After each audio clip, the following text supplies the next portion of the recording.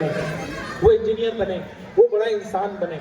ٹھیک ہے, آپ اس کے لیے خوب محنت کریں, خوب تگدو کریں, خوب کوششیں کریں, خوب اپنا پیسہ لگائیں, لیکن ایک بات کو یاد رکھیں کہ اعلیٰ تعلیم کے ساتھ ساتھ, اعلیٰ ڈگری کے ساتھ ساتھ سب سے پہلے یہ یاد رکھیں کہ آپ کا بچہ مسلمان ہے, آپ خود مسلمان ہیں. اس پوری تقریر کا خلاصہ یہ ہے جو اکبر الہ آبادی نے اپنے شعر میں کہا کہ آپ کا اپنے بچوں کے ساتھ یہ رویہ ہونا چاہیے کہ تم شوق سے کالج میں پڑھو, پارک میں کھیلو, جائز ہے کہ غباروں میں اڑو اور چرخ میں جھولو, لیکن ایک سبق بندے عاجز کا رہے یاد, اللہ کو اور اپنی حقیقت کو نہ بھولو. آپ کو اپنے بچے کو جتنا آگے بڑھانا ہے بڑھائیں, لیکن یہ یاد رکھیں کہ اللہ کو, ایک اللہ ہمارا خدا ہے, ہم اس کے بندے ہیں. اس بات کو ہمیں کبھی نہیں بھولنا چاہیے. ایک کوٹیشن آپ یاد رکھیں, آپ خود بھی یاد کریں, اپنے بچوں کو بھی یاد کرائیں کہ اسلامی تعلیم و تربیت کے بغیر, اسلامی تعلیم و تربیت کے بغیر گھر میں بچوں کی پرورش اپنے دشمن تیار کرنا. آپ لاکھ اپنے خون پسینے کی کمائی کا استعمال کرتے ہوئے اپنے بچوں کو بڑا بنانا چاہتے ہیں, لیکن آپ ان کی تعلیم و تربیت کا انتظام نہیں کر رہے ہیں, ان کے اخلاق پر فوکس نہیں کر رہے ہیں, ان کے حیا کے معاملات کو چیک نہیں کر رہے ہیں, تو اس کا مطلب یہ ہے کہ آپ گھر میں اپنے دشمن تیار کروا رہے ہیں. سینکڑوں ایسے واقعات رونما ہو رہے ہیں کہ جدید تعلیم یافتہ بچے, اعلیٰ ڈگری ہولڈر کیسے کیسے بڑے بڑے گناہوں کے اندر اور بڑے بڑے کرائمز کے اندر مبتلا ہو رہے ہیں. عبدالستار ایدھی پڑوسی ملک کے ایک بہت بڑے سوشل ورکر تھے, ابھی بھی ان کا انتقال ہوا.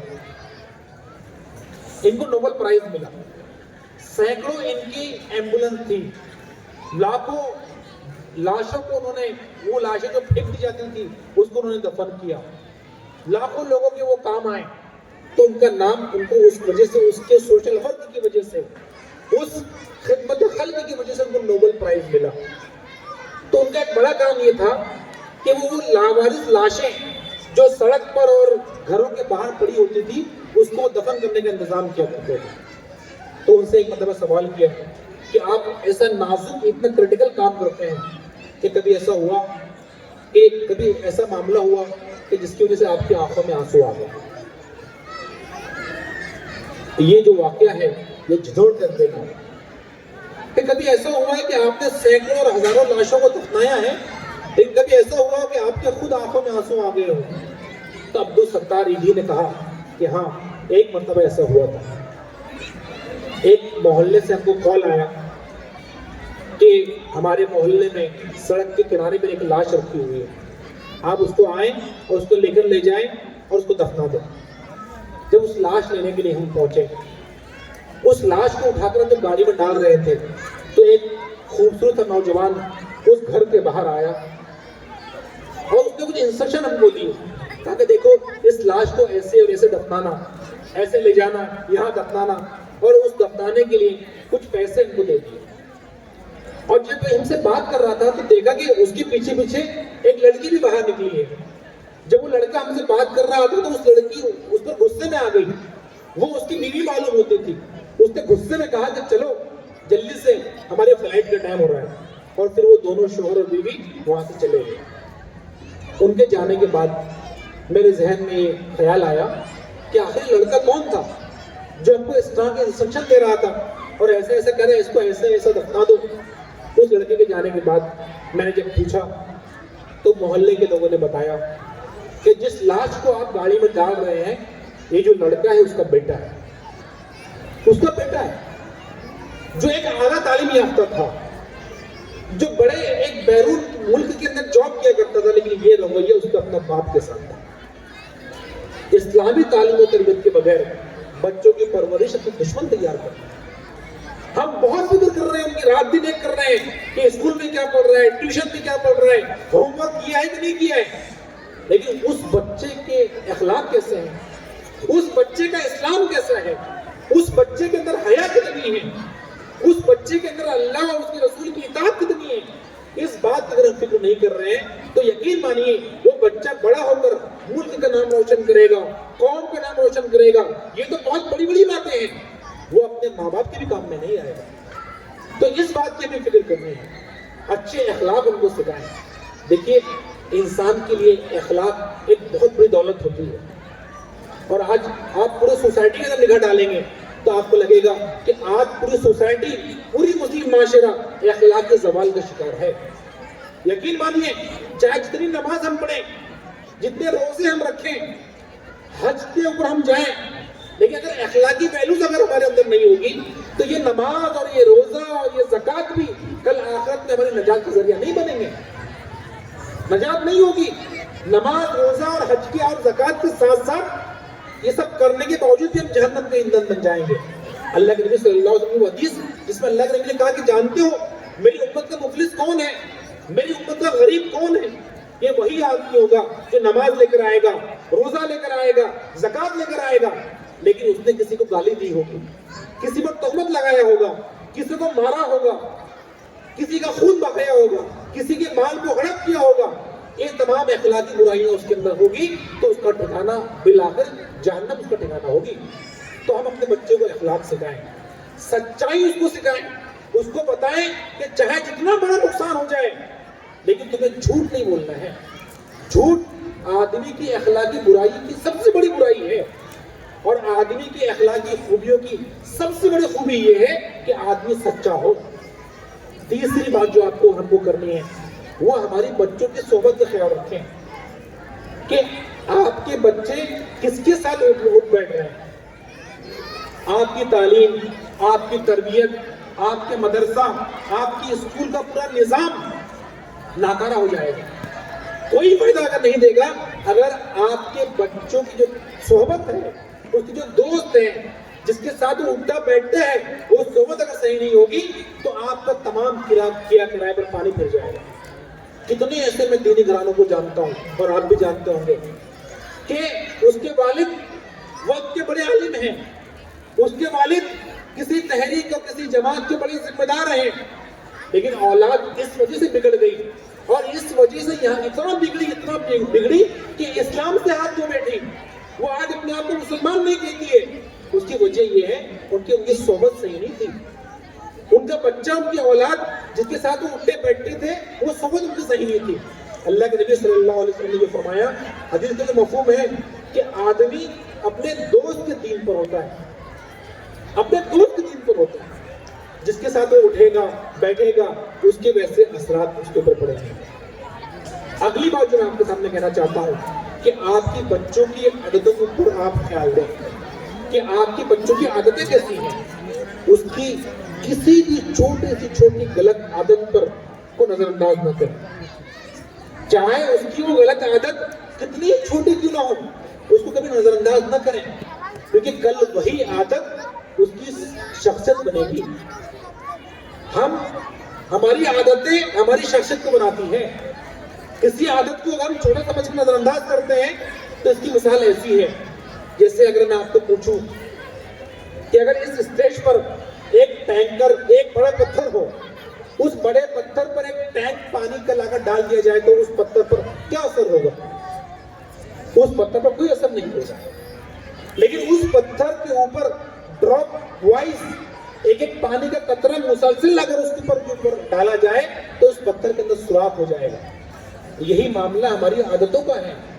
اگر ہم اپنی کسی عادت کو چھوٹا سمجھ کر، معمولی سمجھ کر اگر نظر انداز کر دیتے ہیں تو کل وہی عادت، اس کے بعد وہی ہماری بچوں کی شخصیت بنے گی، اسی کے اوپر اس کے جو ہے اثرات پڑیں گے۔